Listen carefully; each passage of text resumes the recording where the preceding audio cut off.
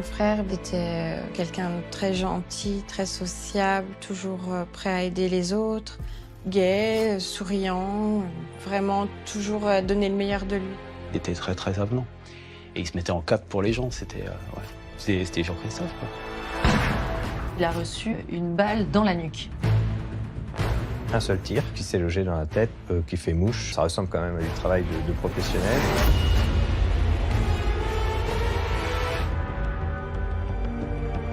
Tout le monde stupéfait. Et tout le monde, mais pourquoi? Pourquoi lui, quoi? Qu'est-ce qu'il a fait? Il était bien, c'était un bon kiné. Qui se trouvait réellement sur les lieux le jour du crime? Qui a réellement appuyé sur la gâchette? Quelle était l'arme du crime? Les proches de Jean-Christophe disent aux enquêteurs que la suspecte numéro 1 ne peut être que Delphine. Quand on enquête, on voit qu'elle a finalement une vie assez débridée. On lui trouve de nombreux amants.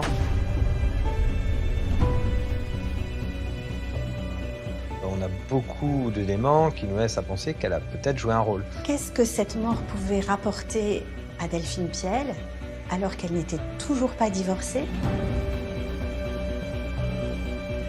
Donc si elle n'était pas là, est-ce qu'elle a fait faire le travail pour faire disparaître son mari?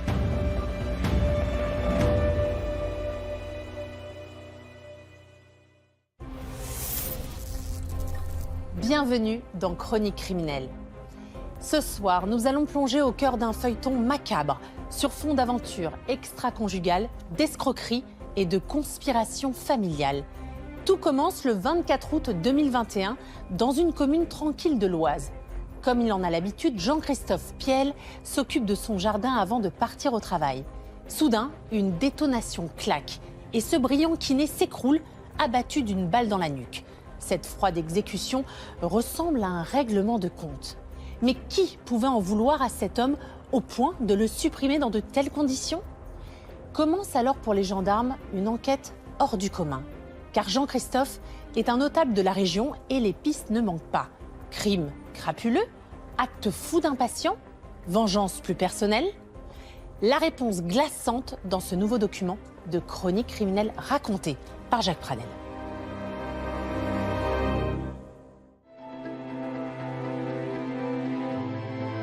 Début de l'été 2013. Un beau soleil règne sur le nord de la France. Plusieurs centaines de convives sont réunis pour célébrer un mariage qui s'annonce déjà inoubliable.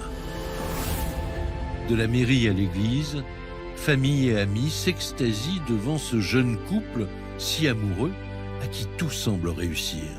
Les invités débordent de joie et d'insouciance. Mais quelques années plus tard, toutes ces images de bonheur vont brutalement voler en éclats pour s'achever en tragédie sanglante. Alors que s'est-il passé pour en arriver là? Proches de la victime, avocats, témoins, la plupart des protagonistes de l'histoire reviennent sur ce feuilleton criminel aux ingrédients hors normes.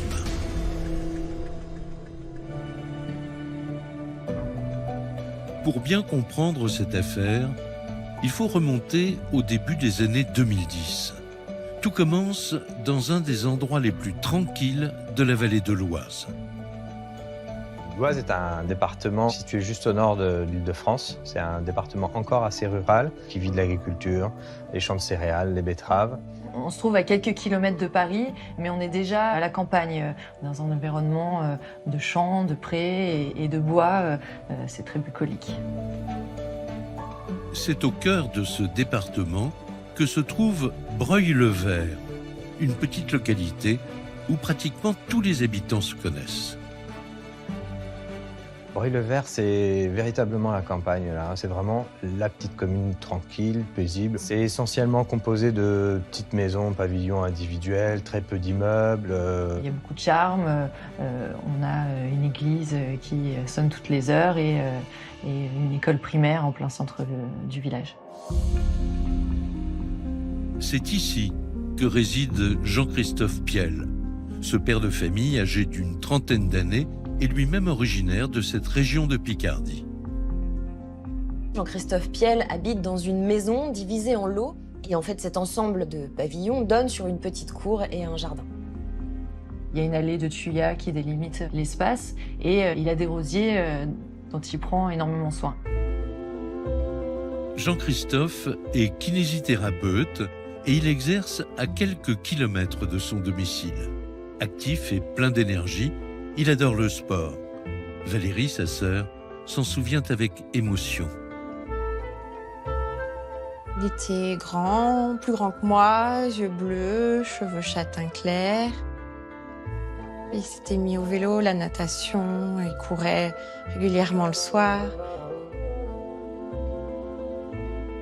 Quelqu'un de très gentil, très sociable, toujours prêt à aider les autres, gai, souriant, vraiment toujours donner le meilleur de lui dans ce qu'il faisait, toujours là pour ceux qu'on avait besoin.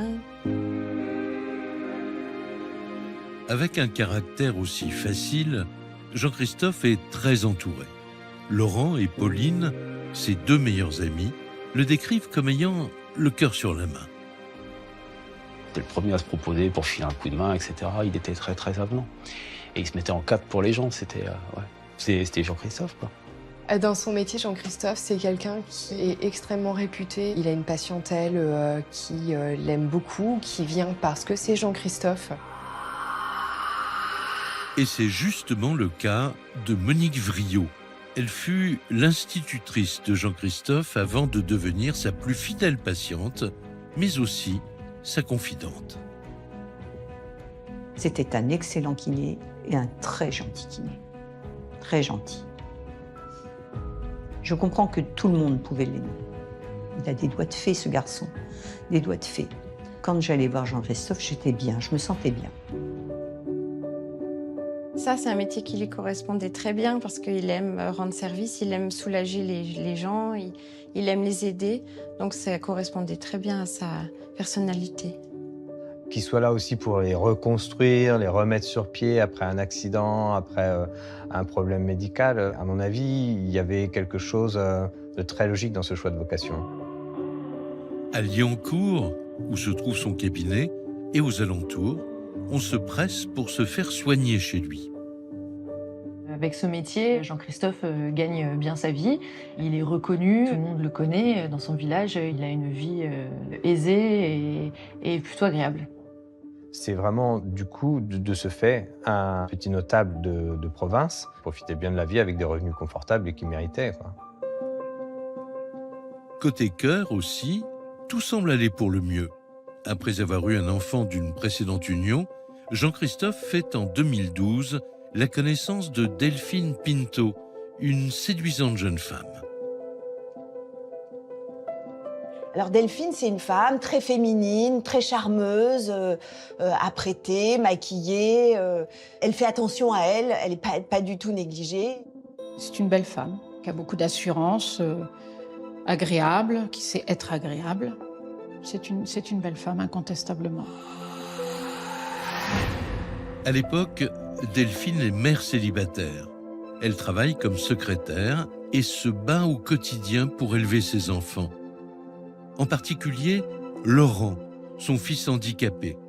Cette maman dévouée remue ciel et terre pour lui payer des soins coûteux. Elle a 3 enfants dont elle s'occupe beaucoup. Elle en parle beaucoup de ce fils handicapé. Elle va taper aux portes pour collecter de l'argent. Elle fait tout ce qu'il faut pour essayer de le sortir de là. Donc voilà, c'est quelqu'un avec du caractère. C'est un peu la maman lionne, quoi. Lorsque Jean-Christophe la voit pour la première fois, Delphine accompagne son fils au cabinet pour un rendez-vous. Immédiatement, il tombe sous son charme. Delphine et Jean-Christophe se rencontrent dans un cadre professionnel. C'est un moment où le fils de Delphine, Laurent, est très malade et il a besoin de rééducation. Et les séances se succèdent et ils tombent follement amoureux. On peut parler presque d'un coup de foudre. Une véritable passion amoureuse qui balaie tout sur son passage. En l'espace de quelques mois, leur décision est prise. Au début de l'été 2013, Delphine devient l'épouse de Jean-Christophe Piel. Au nom de la loi, nous vous déclarons unies par le mariage. Félicitations. Quand j'ai vu Jean-Christophe avec Delphine, je me suis dit, mon Dieu, quel joli couple. Ils vont bien ensemble. Et j'étais subjuguée tellement ils étaient jolis, quoi. Ils étaient vraiment jolis. Un couple resplendissant, une magnifique réception de mariage au manoir de Chantilly. Depuis le début de son conte de fées avec Delphine, Jean-Christophe semble être le plus heureux des hommes. À tel point qu'il va encore plus loin en adoptant les 3 enfants de sa femme. Elle te le rendra puissance 10. Et ça, je le vois au jour le jour. J'ai découvert ton extrême sensibilité, ta capacité de dévouement pour les autres, pour tes enfants surtout. Jean-Christophe Piel était très dévoué aux enfants de Delphine, qui étaient investis dans leur quotidien, vraiment. C'était un père présent auprès des enfants de son épouse. 1 an après le mariage, la famille s'agrandit et Jean-Christophe se retrouve à la tête d'une belle tribu. Delphine et Monsieur Piel vont s'installer assez rapidement ensemble et assez rapidement également. Ils vont avoir une première petite fille née en 2014 et une deuxième fille qui, elle, est née en 2017. Un couple qui s'aime, 6 enfants qu'ils élèvent la main dans la main. Pour Jean-Christophe et Delphine, ce bonheur autour d'une grande famille recomposée va durer près de 5 ans. Mais après toutes ces années d'harmonie partagée, l'usure du temps accomplit son œuvre. Ce couple, pourtant si fusionnel au départ, finit par se séparer. La relation de Jean-Christophe et Delphine est très passionnelle. Qui dit passion, dit beaucoup de disputes. J'ai connu Jean-Christophe Piel parce qu'il est venu me consulter en février 2018, déterminé à mettre en œuvre une procédure de divorce, énonçant que son couple va mal et que de manière cyclique, il y a des crises dans son couple. C'est Jean-Christophe qui demande le divorce. Il entend cependant rester proche de ses enfants, y compris de ceux de Delphine, dont il est devenu le père adoptif. Pour lui, le mot famille avait véritablement une signification. C'est important aussi de relier cela avec le fait que ses meilleurs amis l'avaient choisi pour parrain de leur enfant. Je sais qu'avec notre fils dont il était parrain, il a toujours eu énormément d'amour. Et chaque fois qu'il venait à la maison, c'était lui qui s'occupait de notre fils. C'était un second papa. Malgré la procédure de divorce en cours, Jean-Christophe n'en garde pas moins un sourire à toute épreuve. Et il tente de mener sa vie le plus normalement possible. Jusqu'à cette terrible journée de l'été 2021. En ce mardi matin, le soleil vient tout juste de se lever. Le village de Breuil-le-Vert est encore désert. Le 24 août 2021, pour Jean-Christophe, c'est une journée de travail. Donc ce matin-là, il se lève, il s'apprête à aller au cabinet. Comme chaque matin, il est 6h30, c'est presque une tradition. Jean-Christophe sort de chez lui, va cueillir des roses pour les mettre dans son cabinet. Malheureusement, ce fameux jour, le kinésithérapeute ne rejoindra jamais son lieu de travail. Les 2 voisines de Jean-Christophe sont en train de petit déjeuner et elles entendent la porte claquer et elles se disent « Ah, bah, c'est Jean-Christophe qui sort comme d'habitude ». Elles n'y prêtent pas plus attention que ça et d'un seul coup, elles entendent une détonation. Pour les voisines de Jean-Christophe, aucune ambiguïté possible. Il ne peut s'agir que d'un coup de feu. Donc elle se rapproche de la fenêtre, regarde et voit Jean-Christophe, leur voisin, à devant sa maison. Les voisines s'affolent, font immédiatement le lien entre le bruit qu'elles ont entendu et le fait que Jean-Christophe soit par terre, qu'il a manifestement du sang sur lui. Elles sont prostrées dans leur appartement. Elles appellent les secours en expliquant qu'elles ne peuvent pas sortir de leur domicile. Elles ont peur que le tireur soit encore dans les parages et s'en prennent à elles. Les sapeurs-pompiers et la gendarmerie foncent immédiatement vers Breuil-le-Vert. À cet instant, la victime, inanimée, gît dans un bain de sang devant son domicile. Les secours se précipitent très rapidement sur place. Ils constatent que Jean-Christophe Piel est encore vivant, il respire toujours. Il a reçu une balle dans la nuque.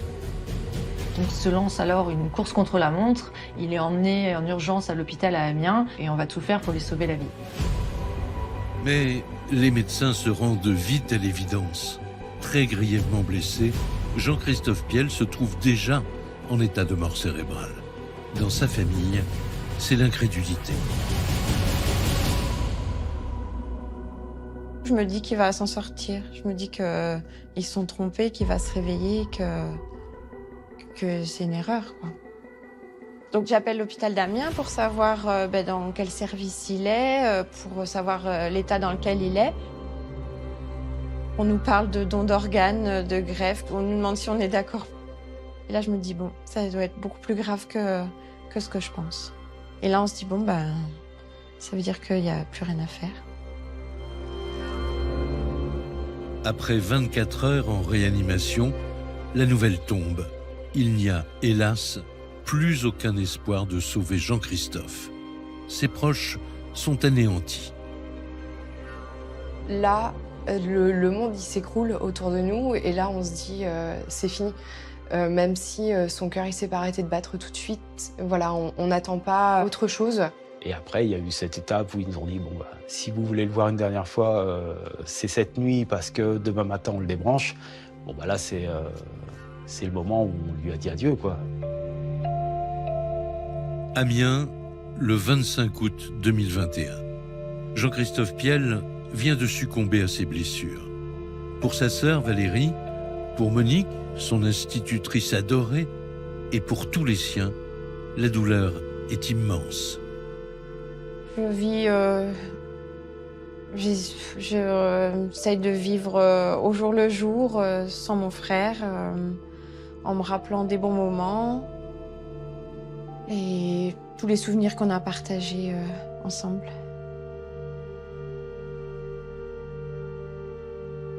Je pense à lui très souvent. J'ai ici un petit vase avec un tout petit brin de gui. C'est mon dernier souvenir de lui. Plus rien. Quand je fais mes poussières, je vois toujours ce petit morceau. Et c'est Jean-Christophe. Une famille dévastée, des patients stupéfaits et tout un village qui s'interroge. Qui pouvait bien en vouloir à Jean-Christophe Piel? Alors que les questions se bousculent parmi la population, la gendarmerie, elle, commence les investigations. C'est la section de recherche d'Amiens qui s'en charge. Ces enquêteurs expérimentés ont une priorité, procéder à l'enquête de voisinage. Les voisines sont entendues, les gendarmes les interrogent. Malheureusement pour les gendarmes, elles n'ont aucun autre élément que la détonation qu'elles ont entendue. Elles ont vu Jean-Christophe inanimé après cette détonation et c'est tout. Et là, ils se rendent compte que personne n'a rien vu, rien entendu, à part le coup de feu. Rien à attendre de ce côté-là. Et s'agissant de l'expertise balistique, elle ne révèle qu'une seule chose. Jean-Christophe n'avait aucune possibilité de s'en sortir. Le tir interroge énormément parce qu'il s'agit d'un tir qui s'est localisé très précisément dans un organe vital dont on a très peu de chances de réchapper. Un seul tir qui s'est logé dans la tête, qui fait mouche. Ça ressemble quand même à du travail de professionnel. L'intention homicide, elle est claire, nette et précise. Donc tout de suite, vous vous dites, quelqu'un voulait sa mort. Qui pouvait vouloir cette mort ? Une question à laquelle les enquêteurs espèrent eux aussi répondre. La maison de la victime est fouillée, mais il n'y a pas de traces de cambriolage et aucun objet de valeur n'a disparu. Sans témoin visuel, sans arme du crime, sans aucune trace ADN à exploiter, l'enquête s'annonce compliquée. Mais un élément retient cependant toute leur attention. Pour les gendarmes, il y a quand même des certitudes, c'est que le tireur connaissait forcément les habitudes de Jean-Christophe Piel. Le tireur savait que tous les matins, Jean-Christophe sortait de chez lui vers 6h30 pour aller cueillir ses roses. On sait que c'est quelqu'un qui connaissait bien son emploi du temps. Et tout ça, en fait, ce sont autant d'indices que les enquêteurs vont pouvoir creuser. 10 jours après la mort de Jean-Christophe Piel, l'heure est au recueillement. Voici venu le moment de lui dire un dernier adieu. Son enterrement, c'était... il y avait énormément de monde. Tout le monde ne pouvait pas rentrer dans l'église. C'était vraiment un bel hommage que tout le monde lui a rendu. Il y avait plus de 300 personnes aux obsèques de Jean-Christophe. Et c'est là qu'on s'est rendu compte du drame que ça avait causé dans la vie de chacun, en fait.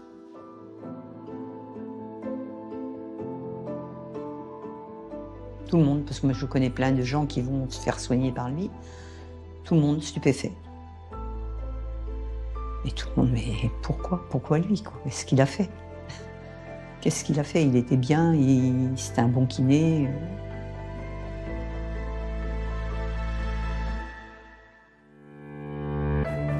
Tandis que la famille et les amis entament leur deuil, les enquêteurs, eux, continuent à chercher l'assassin.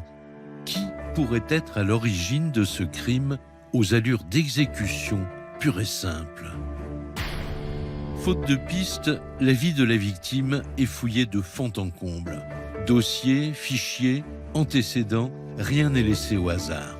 Et c'est là que les gendarmes font une découverte totalement inattendue. Une plainte avait été déposée contre lui par Delphine 3 ans auparavant. Le couple venait alors d'exploser et vivait séparés depuis quelques jours. Il rentre chez lui un vendredi soir en février 2018 et quelques minutes après, les gendarmes viennent frapper à sa porte pour l'emmener. Alors il dit à ses enfants, vous inquiétez pas, papa revient, ça doit être une erreur. Et il apprend qu'il est soupçonné d'agression sexuelle sur une de ses filles. Alors qu'il vient tout juste de demander le divorce, ce père de famille est donc placé en garde à vue par la gendarmerie locale. Mais il nie catégoriquement les faits. D'après lui, il s'agirait plutôt d'une vengeance de sa femme qui supporterait mal la séparation.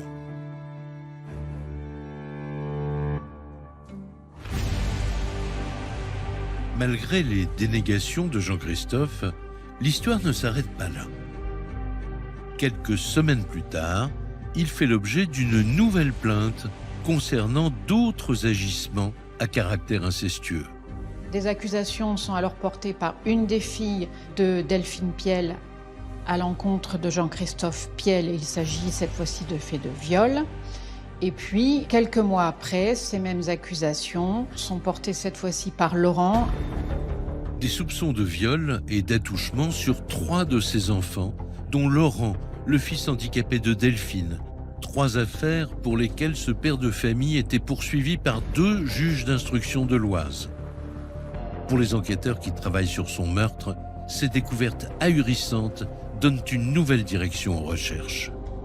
Donc là, c'est la stupéfaction pour les gendarmes. Le bon kiné décrit par tous comme l'homme serviable, aimé de tous. En réalité, 2 graves accusations sur le dos. Il s'avère qu'il y a ces histoires-là qui sont lourdes, qui pèsent au-dessus de sa tête. Donc voilà, ça change un peu le profil de la victime. Et clairement, on a envie de regarder de ce côté-là. Les gendarmes disent que si Jean-Christophe a commis l'irréparable avec ses enfants, il a sûrement commis des agressions sexuelles auprès de sa patientèle. Lui qui avait beaucoup de clients, de jeunes enfants, de jeunes adolescents. Certaines rumeurs se seraient-elles propagées chez les patients du kiné de Liancourt? La piste d'un acte de vengeance commis par un parent commence à se dessiner. Pourquoi il n'aurait pas fait ça aussi à un patient, à un gamin au cabinet? Peut-être qu'il y a un papa ou une maman furieux, vraiment, à cause de faits similaires. Jean-Christophe aurait-il commis des actes répréhensibles sur l'un de ses jeunes patients? Du côté des gendarmes, c'est une piste très sérieuse. Reste que, au fil des auditions, une conclusion s'impose. Aucun témoin parmi ces patients n'aurait quoi que ce soit à lui reprocher. Il n'a aucune accusation sur le dos. Aucun de ces jeunes patients ne raconte d'histoire d'attouchement ou autre. Au cabinet, aucun souci. Les parents, de toute façon, confient les yeux fermés à leur enfant. Donc voilà, les gendarmes se disent non, c'est pas cette piste-là, il y a quelque chose d'autre à aller voir. Parmi les proches de Jean-Christophe Piel, ces terribles accusations d'inceste font également l'effet d'une bombe. Mais personne n'y croit. Je suis tombée des nues. Je pense qu'il aurait eu certainement des retours bien plus tôt s'il avait eu des déviances sexuelles. Non, c'est pas possible. Non, il était trop respectueux, trop bien. D'autant qu'on avait la vision de Jean-Christophe avec ses enfants, que ce soit ses enfants biologiques ou adoptifs. Et voilà, donc on n'y a jamais cru. Mais à l'époque, la justice n'est pas du tout de cet avis. Et elle interdit à Jean-Christophe tout contact avec des mineurs. Non seulement dans son métier, mais aussi au sein de sa famille. Il est même contraint de quitter son domicile pour s'installer seul en location à Breuil-le-Vert. Suite aux accusations, Jean-Christophe, il a été anéanti. Vraiment, et je crois qu'au-delà des accusations, le fait de ne pas pouvoir voir ses filles et surtout de ne pas pouvoir retourner chez lui, ça a été quelque chose de terrible. Il a eu interdiction de retourner chez lui, de revoir ses enfants, restriction au niveau de sa patientèle, puisqu'il a accusé d'attouchement sur enfant. Ça a été d'une violence quelque part pour lui extrême. Automne 2021, retour à la gendarmerie. Malgré ce lourd dossier judiciaire, les enquêteurs chargés d'élucider le meurtre s'interrogent. Car derrière ces histoires d'inceste, il n'y a aucune preuve et aucune autre accusation que celle portée par Delphine et ses enfants. Ils notent aussi la date de ces plaintes. Elles ont été déposées juste après que Jean-Christophe ait demandé le divorce. Alors, faut-il y voir une intention de nuire?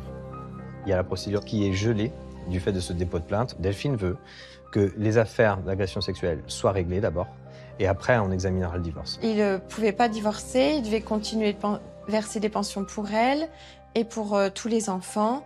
Il devait continuer surtout à payer la maison. Il était obligé de continuer à payer toutes les charges du foyer. Et il est complètement sur la paille. En reprenant la chronologie des faits, les gendarmes comprennent aussi que quelques jours avant le crime, la situation était en train de basculer en sa faveur, car il venait d'être blanchi dans l'une des 2 enquêtes ouvertes contre lui.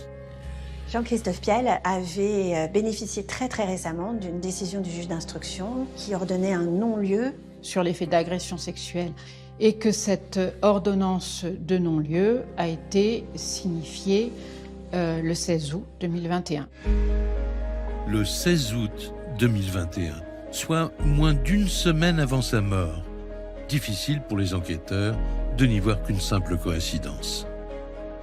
Et alors que Jean-Christophe allait revoir ses filles après toutes ces années de procédure, il s'est fait assassiner la veille. Pourquoi a-t-il été exécuté quelques heures à peine avant de retrouver ses filles? Les accusations portées contre lui par sa femme et les enfants sont-elles véritablement fondées? Le doute commence à s'insinuer dans les rangs de la gendarmerie. Mais alors, qui est vraiment Delphine Pinto, épouse Piel? Quel secret pourrait-elle bien dissimuler? Une femme au profil insaisissable dont il décide de passer la vie au crible. Delphine, ce qu'il faut savoir, c'est qu'elle a eu un parcours de vie assez tumultueux. Elle a été, dès l'âge de 10 ans, placée à de nombreuses reprises. Elle faisait des allers-retours entre le domicile de ses parents et diverses structures d'hébergement. Elle nous dit qu'elle est issue de la DAS. On se dit, la pauvre, elle a vraiment pas de chance avec tout ce qu'elle a traversé. Un parcours de vie difficile. Puis, cette condition de mère célibataire, avec ses 3 enfants qu'elle doit élever seule. Le jour de son mariage avec Jean-Christophe, Delphine semble aussi émue que radieuse. Elle exprime toute la sincérité de ses sentiments envers lui. Je te promets devant ta famille, nos amis et devant Dieu de faire de mon mieux pour t'apporter mon amour. Je te promets fidélité et je souhaite devenir ta femme. Veux-tu être mon mari? Oui, je le veux. Il s'installe avec Delphine dans un quartier résidentiel, dans une maison moderne. Maison avec piscine, volet électrique, une maison tout confort. Donc effectivement, elle change de standing et elle s'installe dans une vie beaucoup plus confortable et beaucoup moins à courte vue. Elle a moins de problèmes de fin de mois, ça c'est clair. Apparemment, entre eux, une véritable histoire d'amour. Mais en creusant davantage, les enquêteurs vont de surprise en surprise. Delphine explique à Jean-Christophe assez rapidement qu'elle est atteinte d'un cancer qui semble être incurable, voilà, où il lui reste pas non plus beaucoup de temps à vivre. Elle est mal en point, ce cancer la ronge et il faut vraiment assez rapidement prendre une décision et ouais, les mettre en sécurité. À l'époque, Jean-Christophe vient tout juste de se marier. Pour lui, le ciel s'effondre et il n'a aucune raison de mettre en doute la parole de sa femme. Mais en réalité, ce que les gendarmes découvrent au cours de leur enquête, c'est que Delphine n'a jamais eu l'ombre d'un cancer ou d'une maladie grave. Pour cette mère de famille, en tout cas, protéger ses enfants était la priorité. Effectivement, elle est très proche de ses enfants, elle est très aimante. Elle s'assure de ce que ses enfants ne manquent jamais de rien. Delphine essaye d'offrir à ses enfants l'enfance qu'elle a peut-être pas eu la chance d'avoir. Du côté des gendarmes, en revanche, l'image de la mère idéale commence sérieusement à se fissurer. Car ils comprennent que cette histoire de faux cancer ne constitue pas son seul mensonge, bien au contraire. En 2005, avant de rencontrer Jean-Christophe, elle faisait du bénévolat au sein d'une association. À l'époque, Laurent, son fils, n'a que 3 ans. Delphine file un coup de main à cette association et un jour raconte son histoire au président de l'association. Mon fils est malade, il a une grave maladie des reins, ça ne se soigne pas en France, il faut aller à New York pour se faire soigner, il lui faut 20 000 euros. Et les membres de cette association se sont aperçus quelques mois plus tard, en lui demandant les factures pour les soins dont son enfant a bénéficié, que tout simplement, il n'y a jamais eu de soins, ni même de maladie. Menacée d'une plainte pour escroquerie, Delphine remboursera l'intégralité de ses 20 000 euros pour éviter un procès. Quelques années plus tard, devenu adolescent, son fils Laurent, encore lui, se voit diagnostiquer une maladie du dos. C'est une maladie sans gravité, mais un peu impressionnante, un peu ennuyeuse et qui panique une mère. Ça, on peut bien le comprendre, c'est une espèce de tassement de vertèbres. Ça nécessite un corset. Elle doit être un peu ennuyée par cette maladie. Et elle monte une véritable entreprise pour soutirer des dons. Delphine fonde une association au nom sans équivoque, Enfants sans enfance. Elle va jusqu'à lancer un site internet afin de réunir un maximum d'argent pour le sauver. Elle met ses photos, elle aggrave la maladie, elle prétend que son enfant est menacé de mort, que cette maladie est terrible, qu'il lui faut des appareillages qui ne sont pas pris en charge par la sécurité sociale et qui coûtent très cher. Elle va aller démarcher des associations, des personnes pour récolter de l'argent et elle va récolter près de 13 000 euros. Des associations, mais également la sécurité sociale, à qui elle adresse de fausses factures. Des escroqueries pour lesquelles Delphine est condamnée en 2016 à 2 ans de prison, dont 6 mois ferme. Elle échappe de justesse à l'incarcération. Nécessairement, quand les enquêteurs consultent les faits qui ont été reprochés à Delphine par le passé, ça dépeint un portrait d'elle qui n'est pas des plus florissants. Savoir notamment des faits d'escroquerie, c'est un peu la coupable idéale. Les gendarmes ne s'attendaient pas à une telle avalanche de révélations. C'est un tout autre visage qui se cache derrière le sourire enjôleur de Delphine. Mais cela n'en fait pas pour autant une meurtrière. On se rend compte qu'elle se débrouille très très bien déjà, parce qu'elle Elle recueille 20 000 et 13 000 euros. Là, voilà, la petite mère courage qui élève ses enfants, on se rend compte qu'elle est prête à tout. Manipuler une association pour laquelle elle travaille, manipuler la sécurité sociale vers un faux dossier pour la sécurité sociale. C'est une femme qui n'a aucun scrupule. Lorsque ce scandale éclate, voilà 3 ans que Delphine est déjà mariée à Jean-Christophe. Et pour lui, bien sûr, c'est la stupéfaction. Compréhensif et amoureux, il décide malgré tout de ne pas la lâcher.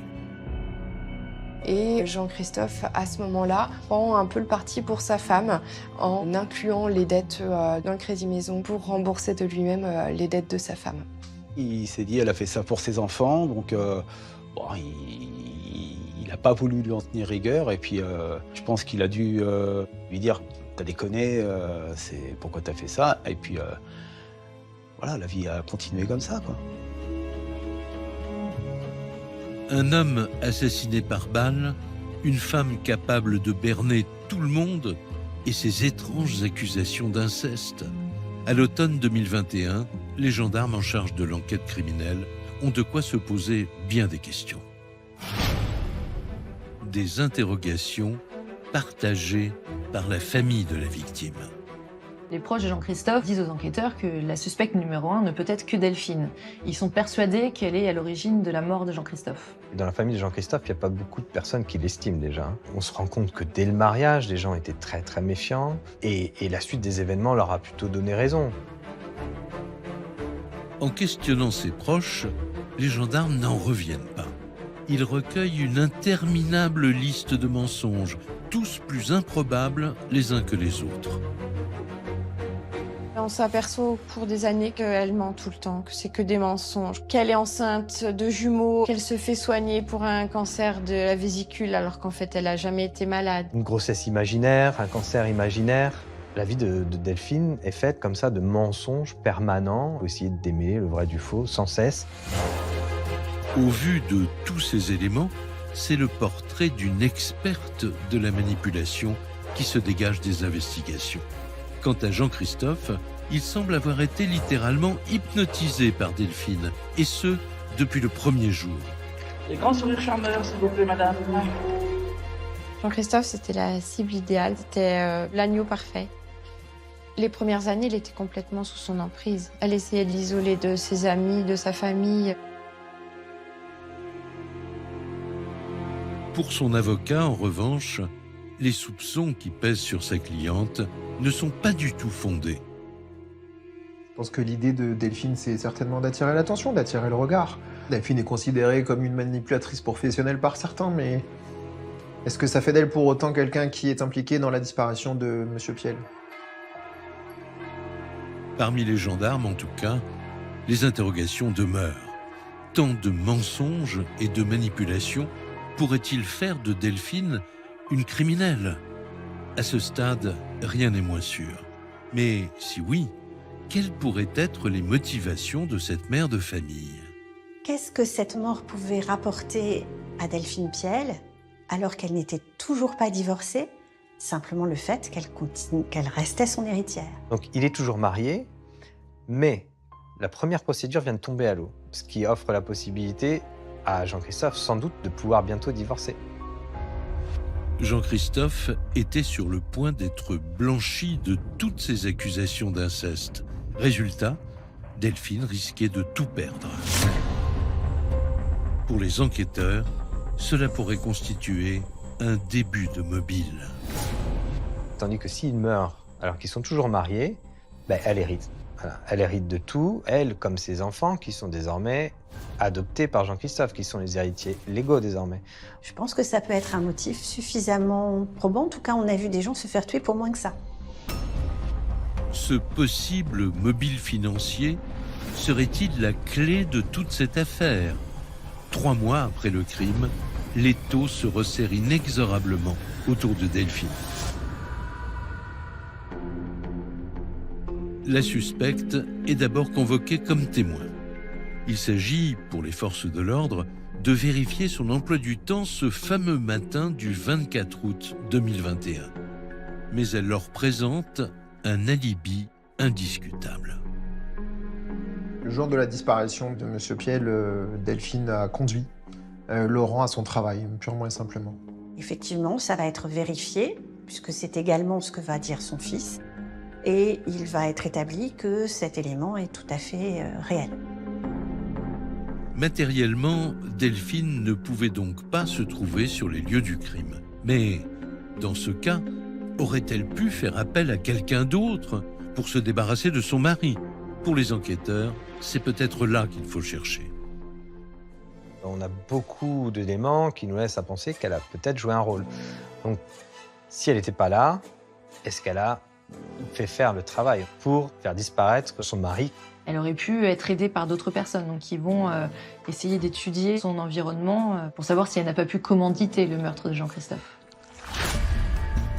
C'est alors qu'un témoin inespéré se présente spontanément aux gendarmes. Il s'agit de Camille, la propre fille de Delphine. Elle vient, dit-elle, soulager sa conscience. Et elle leur relate une scène surréaliste qui remonte à quelques semaines avant le crime. Et Camille raconte que cette nuit-là, Delphine a expliqué à ses enfants qu'il fallait faire disparaître Jean-Christophe, qu'il fallait recruter un tueur à gages. Et elle a, à ce moment-là, cherché une façon peut-être un peu plus artisanale de le faire, notamment en demandant à ses amis s'ils connaissaient des gens qui pouvaient leur trouver une arme à feu. Trouver un tueur à gages et une arme à feu, les gendarmes ne s'y attendaient pas. D'autant que ce soir-là, Delphine se serait visiblement montrée persuasive.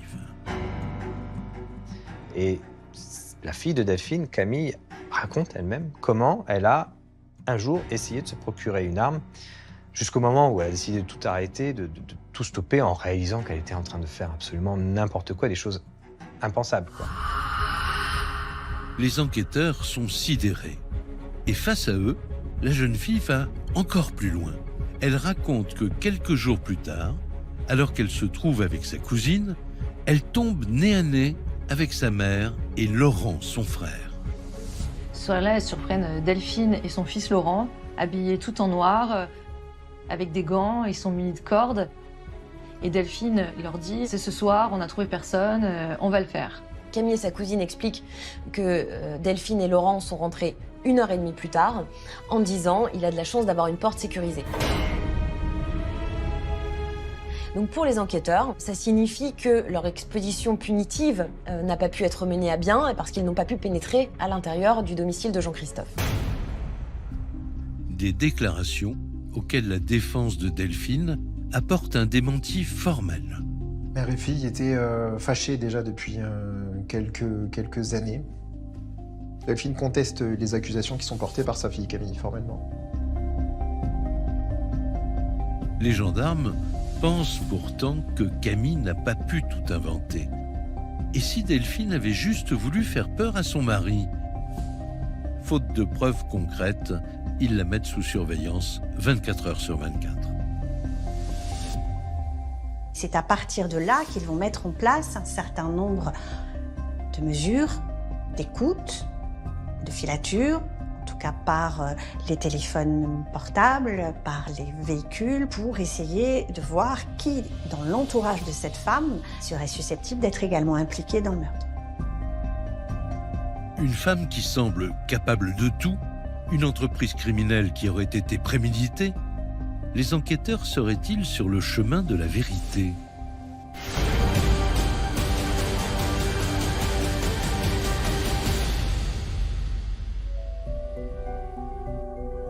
Très vite, grâce aux écoutes téléphoniques, ils font un premier constat. Delphine aurait des relations sentimentales avec d'autres hommes. Quand on enquête après aussi sur la vie de Delphine pendant sa relation avec Jean-Christophe et après, voilà, là on voit qu'elle a finalement une vie assez débridée. On lui trouve de nombreux amants. Et parmi ces amants, il en est un qui est en contact quasi quotidien avec Delphine. Un homme de 31 ans qui réside à Paris et que nous appellerons Mehdi. Donc Ce qu'on a fait pour Delphine, on le fait pour lui aussi. On surveille à qui il parle, quel message il envoie, ce qu'il raconte. Et voilà, on commence à observer tout ce petit monde-là à la recherche de preuves, d'éléments compromettants. D'après ses écoutes, Delphine et Mehdi se voient très régulièrement. C'est un danseur émérite qu'elle a séduit voilà plusieurs années, lors de folles sorties nocturnes dans la capitale. Un homme qu'elle a rencontré dans un club de salsa, puisqu'ils partagent la même passion commune. C'était quelqu'un qui faisait partie du monde de la danse, du monde de la nuit. Delphine, elle le connaissait très bien, puisque c'est quelqu'un qu'elle fréquentait depuis très longtemps. C'est un organisateur de rencontres salsa, donc dans les bars de nuit, les discothèques, enfin voilà. Il est dans cet univers-là, il organise donc les concours de danse, etc. Outre le fait d'être un véritable virtuose de la salsa, Mehdi est en tout cas l'un des cavaliers favoris de Delphine. Comme le montre cette vidéo endiablée du couple en train de danser. Pour les gendarmes, il est clair que Mehdi est l'amant attitré de Delphine. Pour autant, a-t-il le profil d'un assassin capable d'abattre un homme d'une balle dans la nuque? En consultant leur fichier, ils constatent qu'il n'a aucun antécédent judiciaire. Et comme pour Delphine, rien à ce stade ne le relie au crime. Jusqu'au jour où l'examen de ses anciens SMS attire l'attention des enquêteurs. Et il y a notamment un message qui interpelle les gendarmes. C'est un message que Mehdi a envoyé à un de ses amis, qui s'appelle Hakim, lui disant « Je connais une femme qui serait prête à payer pour un travail ». Quelques jours plus tard, Mehdi envoie un SMS à Delphine. Il lui dit qu'il a trouvé quelqu'un pour le travail, qui ne manque plus qu'une chose, c'est l'outil. Que signifie au juste ce message de Mehdi à Delphine? Ces quelques phrases pourraient-elles constituer le grand tournant de cette affaire? Pour les enquêteurs, il y a deux mots qui les interpellent dans ces SMS. Le mot « travail » et le terme « outil ». Pour eux, le mot « travail » pourrait faire référence au meurtre de Jean-Christophe. Quant à l'outil, ce serait une arme. Et surtout, il y a un autre SMS envoyé cette fois par ce fameux Hakim à Mehdi qui intrigue beaucoup les enquêteurs. C'était pour lui réclamer de l'argent et pas à n'importe quel moment, juste après le meurtre de Jean-Christophe. Et pour terminer sur les enquêtes et les écoutes téléphoniques, on a également un message venant de celui qui peut-être a pu le tuer, qui réclame à mots couverts, c'est ce qu'on peut comprendre, sa récompense pour le travail, pour le boulot qui a été manifestement exécuté. Chez les gendarmes, les interrogations se bousculent. Cette simple mère de famille leur cacherait-elle quelque chose? Aurait-elle été jusqu'à mettre un contrat sur la tête de son mari? Se serait-elle plaint de lui auprès de son amant, au point qu'il prenne l'initiative de l'en débarrasser? Les enquêteurs ont étudié le profil d'Hakim. Hakim vit en banlieue parisienne, c'est un ami de très longue date de Mehdi. Ils ont grandi dans le même immeuble. Et quand on regarde son casier judiciaire, très clairement, on se rend compte que il a déjà trempé dans les affaires un peu louches, il a un casier déjà chargé.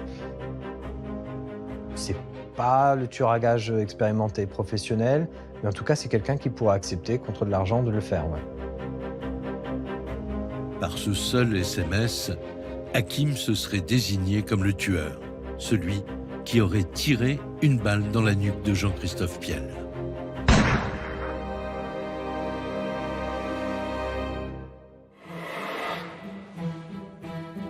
Six mois après l'assassinat, tout s'accélère enfin. Le 15 février 2022, Delphine, Mehdi et Hakim sont placés en garde à vue dans les locaux de la section de recherche.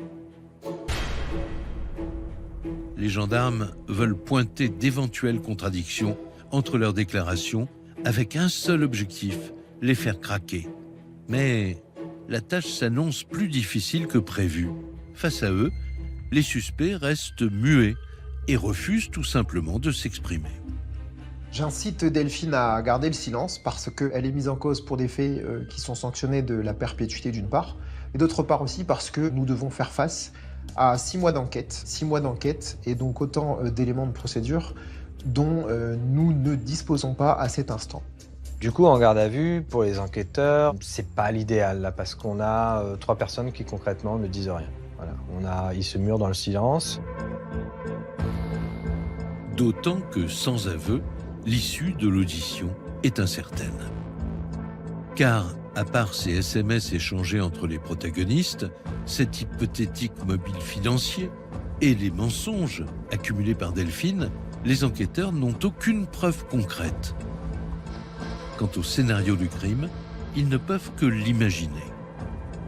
Les enquêteurs pensent que Delphine Piel est le commanditaire, qu'elle a chargé un de ses amants, lequel a chargé un tiers d'exécuter le crime. L'exécutant serait Hakim, c'est lui qui aurait appuyé sur la gâchette, c'est lui qui aurait porté le coup mortel à l'encontre de Jean-Christophe Piel.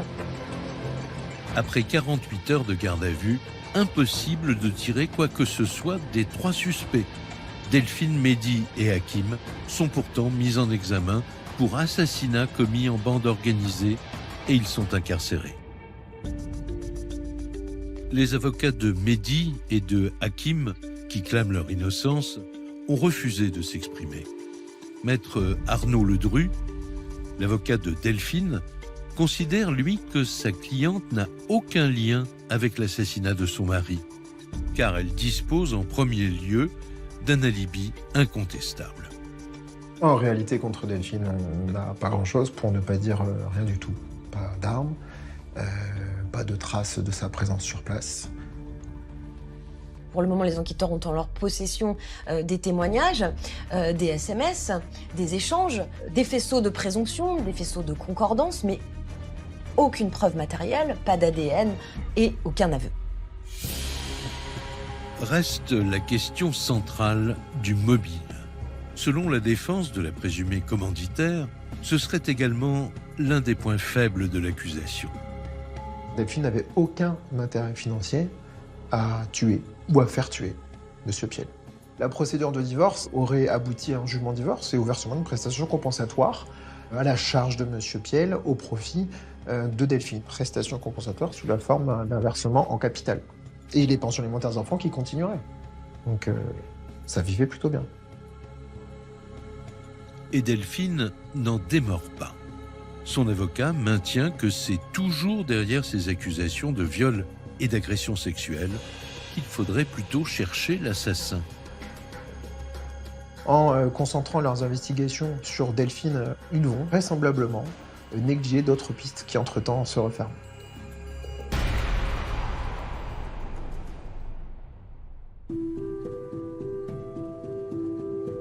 Plusieurs mois ont passé dans l'Oise depuis la mort de Jean-Christophe Piel. Alors que le trio de suspects se dit toujours non coupable et reste présumé innocent, un certain nombre de questions demeurent sans réponse.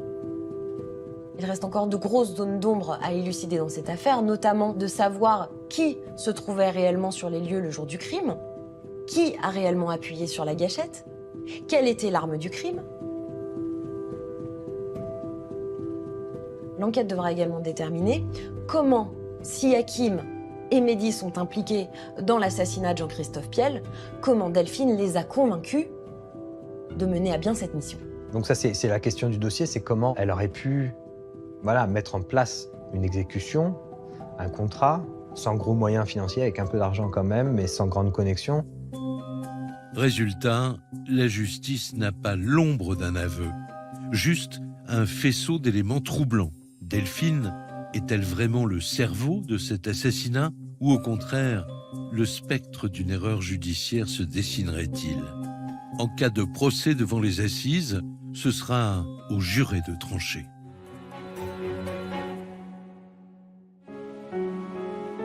En attendant cette échéance, les amis de Jean-Christophe, eux, n'ont plus que des souvenirs auxquels se raccrocher. Laurent et Pauline ne peuvent retenir leur émotion.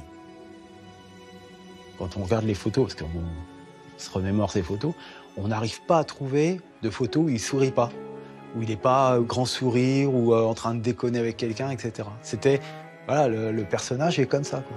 Donc c'est quelqu'un à qui je pense souvent, même maintenant, Là, ça charge un peu, quoi. Ça, ouais.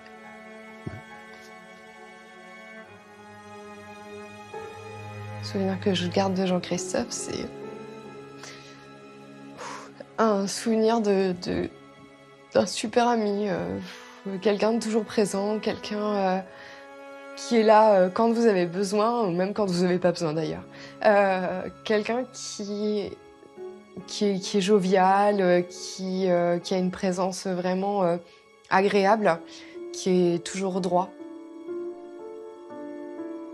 Monique, son ancienne institutrice, garde au fond de sa mémoire l'image d'un petit garçon au caractère très attachant.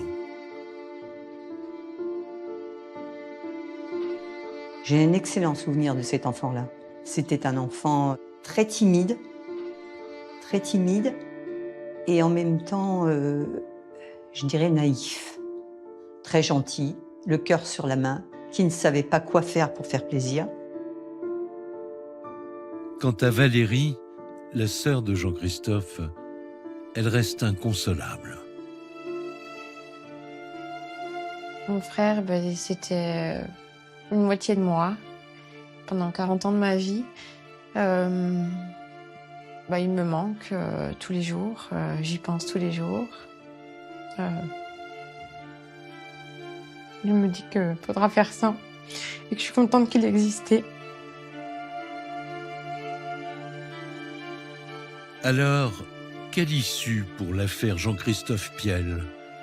D'un côté, toute une famille et des amis qui réclament justice, et de l'autre, 3 suspects qui continuent inlassablement de clamer leur innocence. Réponse dans quelques mois.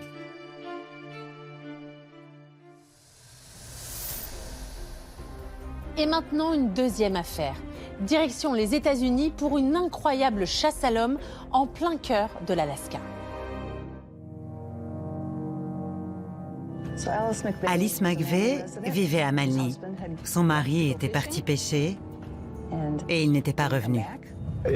J'ai reçu le coup de fil juste avant minuit. Elle n'arrêtait pas de dire que ceux qui allaient là-bas ne revenaient pas. Elle a dit « Vous devez aller jeter un œil, je suis sûre qu'il s'est passé quelque chose d'horrible. » Ce n'était pas le seul qui manquait à l'appel. Tous ceux qui étaient allés au débarcadère de Manly Hot Springs semblaient avoir disparu. Les habitants ont commencé à se dire qu'il se passait quelque chose de bizarre. Le sang menait jusqu'à la rive. Ils ont vite fait le rapprochement. Je n'arrivais pas à y croire. Ça a changé Manly. Ce n'est plus la petite bourgade paisible que c'était. Ça reste incompréhensible. On veut toujours comprendre le pourquoi du comment. Mais ça fait partie de ces choses qui ne s'expliquent pas. Je ne l'oublierai jamais. J'en suis incapable.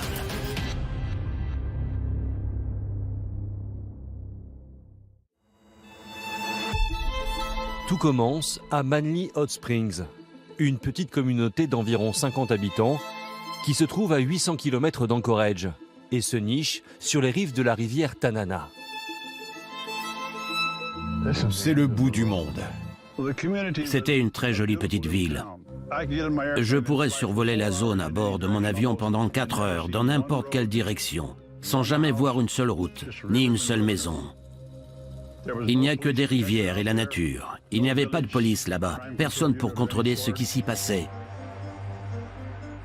À Manly, tout le monde se connaît.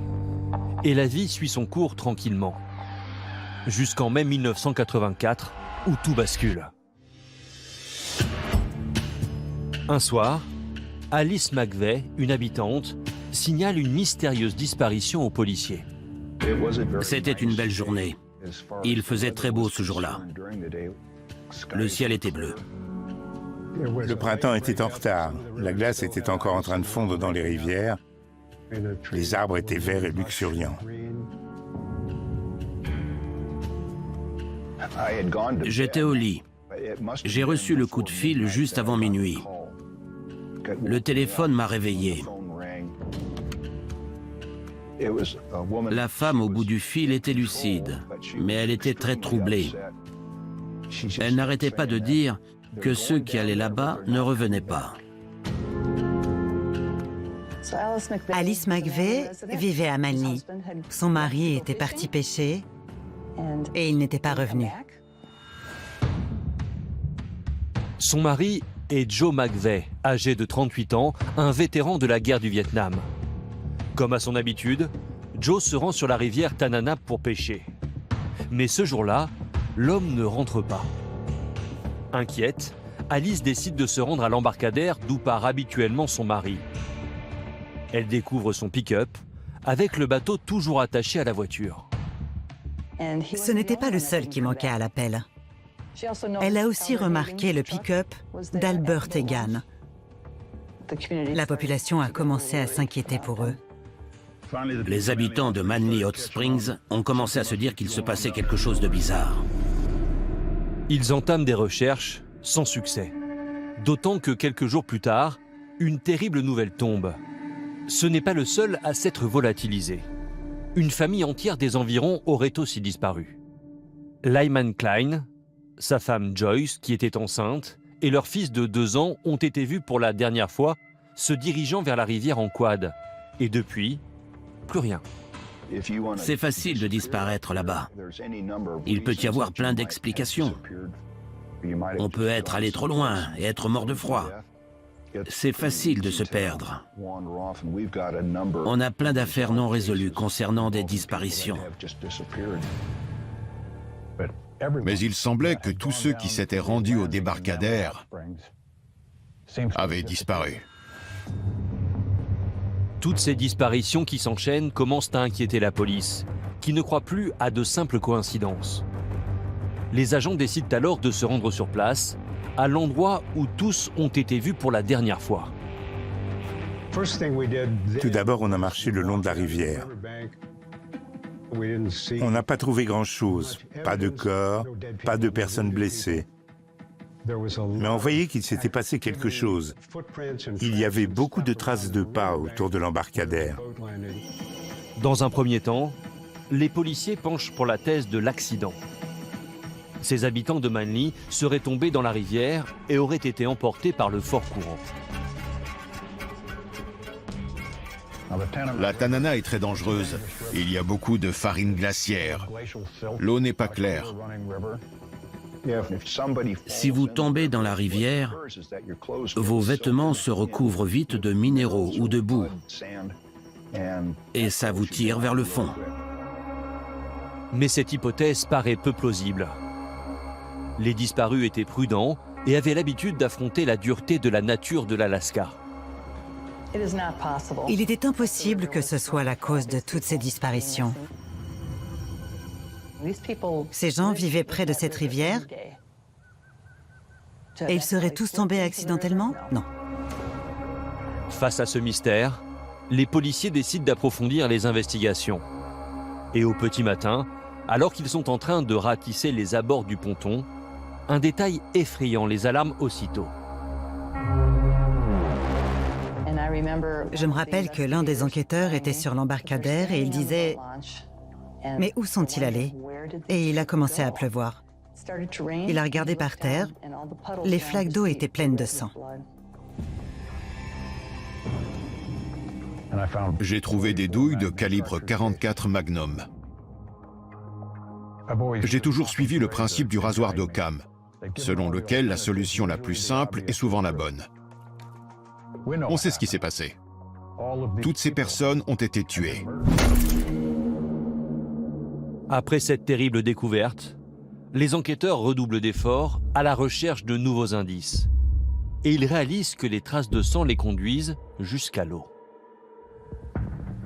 Je suis allé au bord de la rivière et j'ai trouvé des indices, comme des traces de vêtements. Il était évident que des corps avaient été traînés jusque-là, puis jetés à l'eau. Il y avait beaucoup de courant. Le niveau de l'eau était haut. C'était le printemps, la glace venait de fondre. Ces gens pouvaient être n'importe où. La Tanana a tendance à engloutir les corps. Immédiatement, la police déploie de grands moyens afin de retrouver les corps des disparus de Manly. Quand je suis entré dans l'eau, j'ai tout de suite senti la force du courant qui essayait de m'emporter le long de la rive. Tout ce que vous pouvez faire dans ces cas-là, c'est sonder l'eau avec vos mains et vos pieds pour voir s'il y a quelque chose au fond. Mais on n'a rien trouvé. Alors qu'ils sont en train de sonder la rivière, les policiers sont prévenus qu'une autre disparition étrange a eu lieu dans une petite ville près de Fairbanks, à 250 km de là.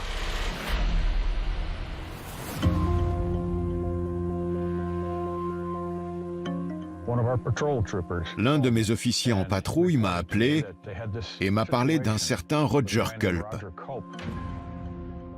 qui aurait peut-être disparu. Ses voisins pensent qu'il n'est pas dans son chalet à Hopkinsville. C'est un tout petit patelin près de la route Chinapump, qui est parallèle à la Tanana. C'est là que logent les gens qui arrivent en Alaska et qui n'ont pas beaucoup d'argent. Roger Culp est un bûcheron de 34 ans qui habite à cet endroit. Lorsque sa voisine signale sa disparition, la police s'interroge. Cela pourrait-il avoir un lien avec l'enquête en cours? Roger Culp était quelqu'un de très gentil. Il faisait des petits boulots par-ci par-là. Il pêchait, il coupait du bois. Le cliché même d'un homme vivant en Alaska dans les années 80. Mais Roger Culp disparaissait souvent. Il était alcoolique. Et par ici, les alcooliques ont tendance à errer en pleine nature. Quand il fait bon, ils dorment par terre dans la forêt, ils y font toutes sortes de choses. Donc le fait que quelqu'un comme Roger Culp n'ait pas été vu chez lui pendant un jour ou deux, ce n'était pas vraiment inquiétant. Mais cette fois-ci, la voisine de Roger Culp est formelle. Cette absence n'est pas normale. Elle raconte aux enquêteurs l'étrange scène dont elle a été témoin la dernière fois qu'elle a aperçu le bûcheron. Roger Culp et cette femme étaient en train de couper du bois. Un homme est sorti de nulle part et s'est dirigé vers lui. Il lui a dit « Je vais vous montrer comment on fait ». Il n'y avait rien de menaçant là-dedans. Donc elle ne s'en est pas inquiétée. Sauf qu'elle n'a plus jamais revu Culp après ça. Après avoir recueilli plusieurs témoignages, la police réussit à identifier ce mystérieux inconnu. Il s'agirait d'un certain Michael Silka. Silka est arrivé à Fairbanks en avril 1984. Il louait ce qu'on appelle un chalet sec, c'est-à-dire sans eau courante ni toilette. Il y a beaucoup de gens comme ça qui viennent et qui repartent. Ils ont cru qu'il n'était que de passage. Les policiers ont interrogé Silka à propos de Roger Culp, mais il leur a dit qu'il ne l'avait pas vu. Mais alors qu'ils sont en train de l'interroger, les policiers remarquent des traces de sang tout autour de son chalet. Il a dit qu'il avait dépecé un orignal, ce qui est plutôt banal dans ce genre de lieu. Quand on vit dans un chalet sec, il faut savoir survivre. On chasse, on pêche, on pose des pièges. C'était courant de voir du sang près des chalets, encore plus s'ils étaient partis chasser l'orignal. Ils lui ont demandé s'il savait où était M. Culp. Il a répondu qu'il n'en savait rien. Convaincus par les réponses de Michael, les policiers décident de partir. Mais ils prélèvent tout de même des échantillons de sang au sol et les envoient au laboratoire médico-légal pour les faire analyser.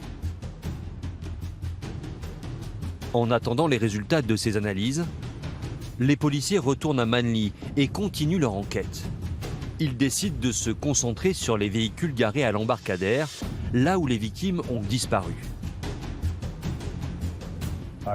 On m'a parlé des plaques d'immatriculation.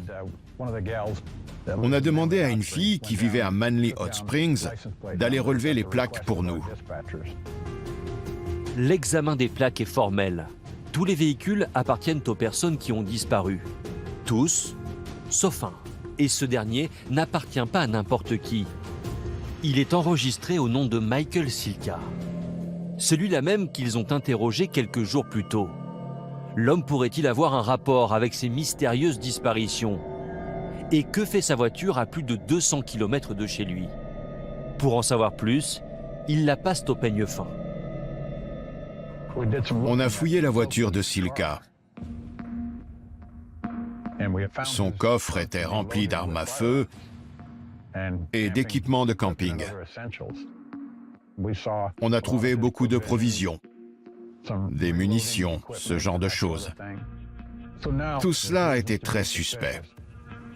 Intrigués, les policiers interrogent les habitants de Manly Hot Springs pour en apprendre davantage sur Michael Silka.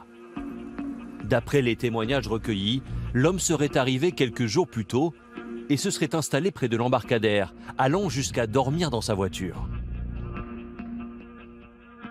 Un vagabond de la dernière chance est quelqu'un qui n'a plus rien à perdre, qui arrive en Alaska sans projet et sans argent. L'Alaska est son dernier espoir, voire un moyen de fuir son passé. Silka utilisait beaucoup les armes à feu. C'était un très bon tireur.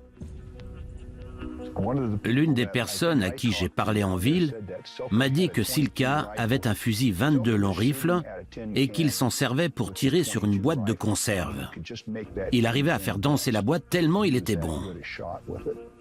Il était vraiment doué, rapide et précis. Un vagabond qui vit près de l'embarcadère et qui passe ses journées à tirer avec ses armes à feu, il n'en faut pas plus pour convaincre les policiers qu'ils tiennent enfin un suspect sérieux. Ils fouillent dans son passé et découvrent que cet homme est en réalité un ancien soldat originaire d'Illinois, arrivé en Alaska grâce à l'armée. Il avait été envoyé à Fort Wainwright. Il réparait les hélicoptères. On ne lui connaissait pas d'amis. C'était un solitaire. Il ne s'entendait pas bien avec les autres soldats. Ils le trouvaient un peu bizarre. Ils ont dit que Michael Silka partait souvent seul de son côté.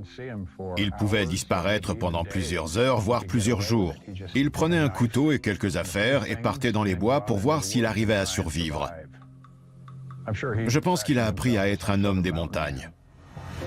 À l'époque, Michael Silka est finalement renvoyé de l'armée à cause de son comportement étrange. Il retourne en Illinois et se fait arrêter 2 fois pour port d'armes prohibé. Pour échapper à la prison, il part se cacher au Canada avant de débarquer à Hopkinsville, en Alaska. Il a un casier judiciaire.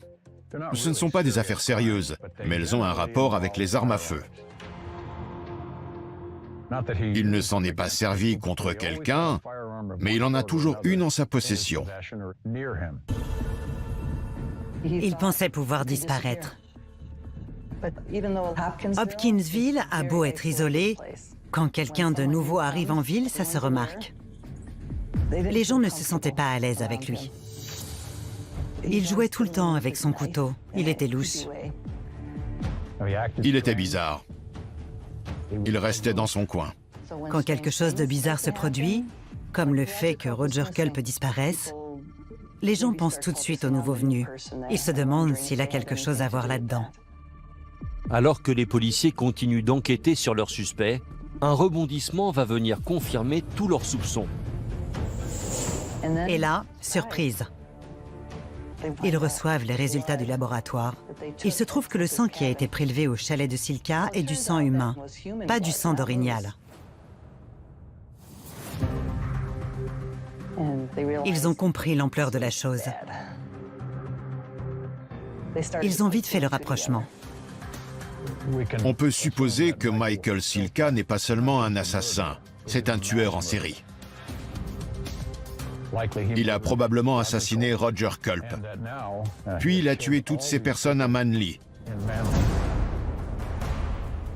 Les policiers sont convaincus d'avoir mis la main sur le coupable.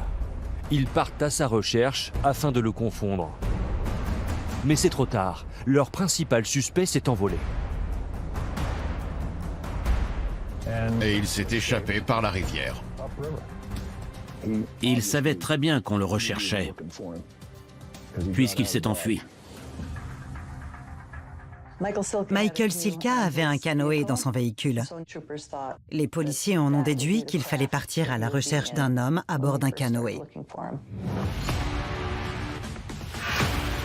Une véritable chasse à l'homme se met en place, appuyée par de gros moyens aériens. Notre équipe d'intervention d'urgence nous a rejoints à Manly. On a également fait venir un deuxième hélicoptère d'Anchorage et il survolait les environs. On avait aussi 2 pilotes de la protection de l'environnement à bord de leur avion qui essayaient de repérer un type dans un canoë gris. On savait que si on arrivait à le trouver, on n'allait pas pouvoir parler avec lui.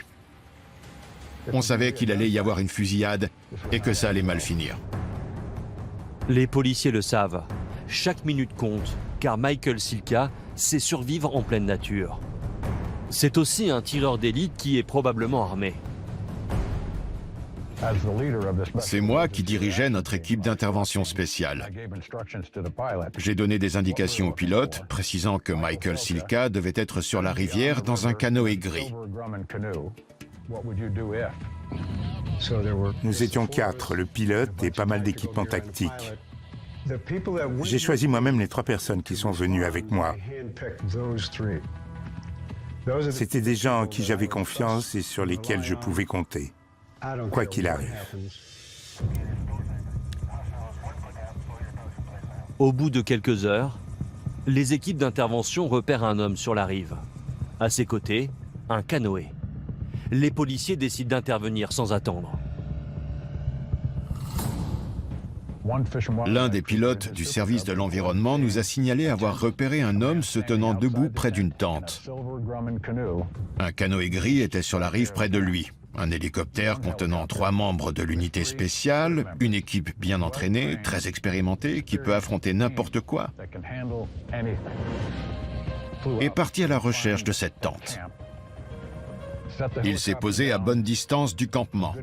Une fois son équipage débarqué, l'hélicoptère est reparti et le commando a continué à pied. Et tout à coup, ce commando habillé en noir a surgi de nulle part avec des mitrailleuses et a intimé l'ordre aux occupants de la tente de ne pas bouger. Mais alors qu'ils s'approchent, les agents se rendent compte qu'ils se sont trompés. En réalité, l'homme fait partie d'un groupe de chasseurs d'ours qui campaient à proximité. Dépités, les policiers ne baissent pas les bras et reprennent leur traque. Puis un autre policier à bord d'un avion a appelé pour signaler que quelque chose avait attiré son attention. L'un des pilotes venait en effet de repérer une femme qui semblait avoir besoin d'aide. Immédiatement, une équipe est envoyée sur place. La femme en question leur raconte qu'à son tour, son mari s'est évaporé dans la nature. Lillard Burke faisait des signes de détresse à l'hélicoptère parce que son mari avait disparu, ainsi que son bateau de pêche. Fred Burke, surnommé Whiz, était quelqu'un de génial. C'était le genre de personne qu'on remarquait forcément, qu'on avait envie de côtoyer. Whiz était un véritable homme des bois. Il savait comment vivre confortablement avec sa femme en pleine nature. Ces deux-là étaient de vrais âmes sœurs. Ils faisaient tout ensemble. Alors que Lillard Burke leur donne plus de détails, les policiers craignent le pire. Car il est plus que probable que son mari ait subi le même sort que les autres disparus. Fred ne se méfiait de personne, pas même s'il voyait quelqu'un sur la rive avec un fusil à la main. Il n'a rien dû voir venir. Michael Silka a dû lui tirer une balle dans la tête, le jeter à l'eau et lui voler son bateau pour essayer de s'enfuir. Les recherches prennent alors un autre tournant. Michael Silka a probablement volé le bateau à moteur de Fred Burke pour pouvoir s'enfuir plus vite. La police doit désormais ratisser plus large, car chaque minute les éloigne un peu plus de leurs suspects.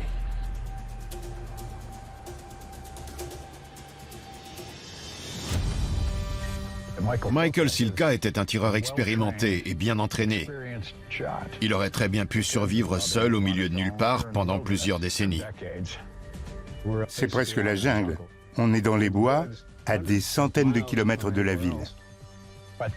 À ce moment-là, il devenait évident qu'il serait presque impossible d'interpeller Michael Silka sans déclencher une fusillade. Il avait perdu tout contrôle. Il avait atteint le point de non-retour. Je ne le voyais pas lever les mains en l'air et se rendre. On espérait seulement que ça finirait mal pour lui et pas pour nous. Au bout de quelques heures, à plus de 30 km de l'embarcadère, le fuyard est à nouveau repéré. Ils ont dit qu'ils pensaient avoir trouvé Michael Silka. Il était à bord d'un bateau à moteur sur la rivière Zidiana. L'équipe de protection de l'environnement l'avait localisé. On savait où il était. C'était une personne seule qui remontait la rivière à bord d'un vieux bateau. Elle a tourné à droite. Il y a moins de courant à cet endroit-là, mais il s'est avéré qu'il est arrivé assez vite dans un cul-de-sac.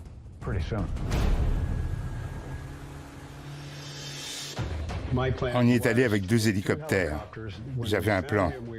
Une fois qu'on l'aurait trouvé, les 2 engins se mettraient à 90 degrés l'un de l'autre. Ainsi, en cas de conflit, on pourrait tirer sur la même cible, mais de 2 directions différentes. On savait tous que c'était un excellent tireur. Un meurtrier lourdement armé qui n'avait apparemment pas de conscience. Les 2 hélicoptères décident de s'approcher du bateau pour observer de plus près leur suspect. Cette fois-ci, il n'y a plus de doute. Il s'agit bien de Michael Silka. Et il est lourdement armé. Silka avait l'air nerveux. Il regardait les hélicoptères. Il avait l'air agité et inquiet. Il faisait tout ce qu'il pouvait pour s'échapper. Alors qu'on commençait à se mettre en position, le pilote de l'hélicoptère de Fairbanks, qui était à coup sûr un vétéran de la guerre du Vietnam, est descendu plus bas pour permettre à son équipe de mieux appréhender la situation. On a vu que Silka avait ouvert le feu. Cela a déclenché une fusillade avec les policiers qui se tenaient sur les patins d'atterrissage. L'hélicoptère dans lequel j'étais était au-dessus. On ne pouvait pas tirer sans risquer de blesser les membres de l'autre équipe.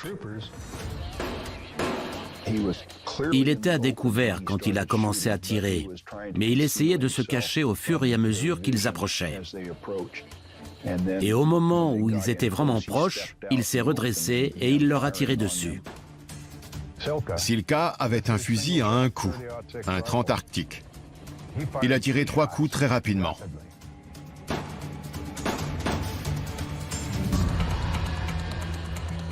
Il a atteint ce qu'il visait en seulement quelques secondes.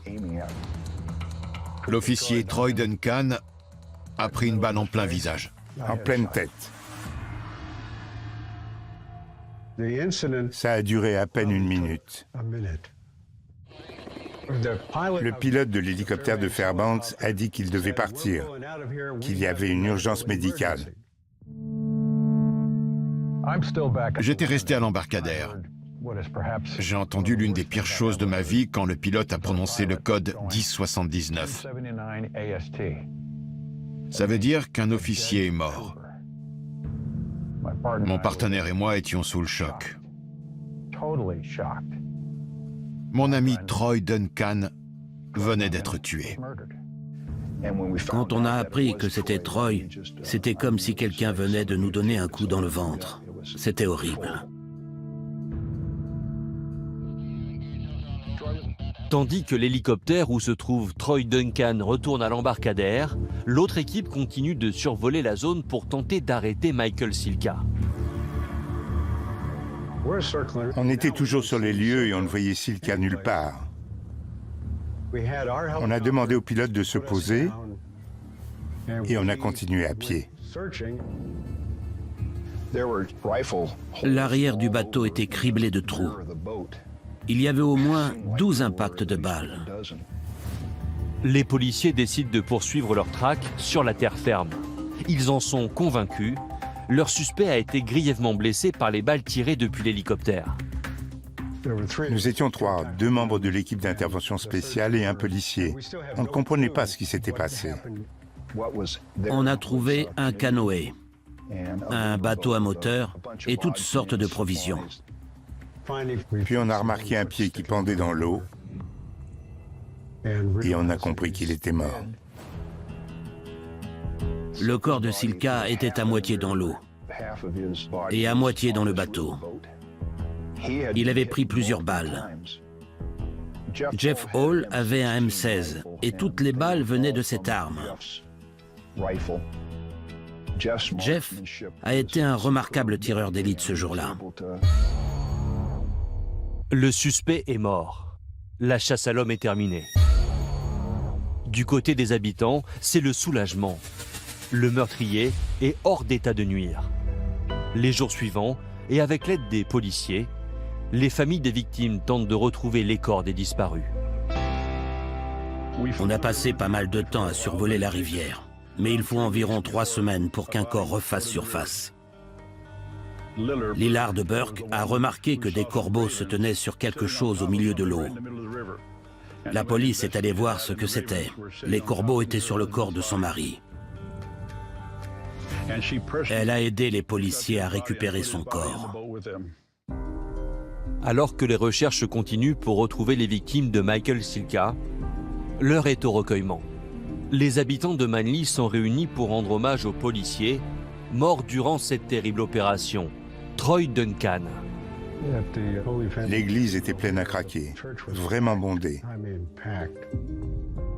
Troy était quelqu'un de remarquable. J'ai perdu un bon ami ce jour-là. À l'époque, je jouais dans un groupe de cornemuse. Alors j'ai joué Amazing Grace pour lui. Il devrait être parmi nous aujourd'hui. Et ce n'est pas le cas. Je n'ai pas pour habitude de me morfondre. Mais c'est probablement la pire chose qu'il me soit arrivée. Ça a changé, Manly. Ce n'est plus la petite bourgade paisible que c'était. Les habitants de Manly ne pensent qu'à ça au printemps. On en revient toujours à ça. Ce genre de choses, ça ne s'oublie pas. Des années plus tard, j'ai demandé au pilote de mon hélicoptère s'il voulait retourner sur les lieux du drame. Et il a dit oui. On y est allé. On s'est posé à l'endroit où la fusillade avait eu lieu. C'était très dur moralement, mais je pense qu'on en avait besoin. Tous ceux qui ont été impliqués dans cette histoire s'en souviennent très bien. C'est ancré en nous. Je peux encore voir le sourire de Troy Duncan. Ça reste incompréhensible. On veut toujours comprendre le pourquoi du comment, mais ça fait partie de ces choses qui ne s'expliquent pas. Michael Silka est mort avant de nous dire pourquoi il avait fait ça. Il nous a privés de ça. Et ça affectera la ville à tout jamais. Je ne l'oublierai jamais. J'en suis incapable. Au total, Michael Silka aurait tué 8 personnes. Seulement 4 corps ont été retrouvés. À ce jour, les raisons de ces meurtres restent inconnues. La dépouille de Michael Silka a été incinérée et ses cendres ont été enterrées au cimetière national de Sitka, en Alaska, à la demande de son père.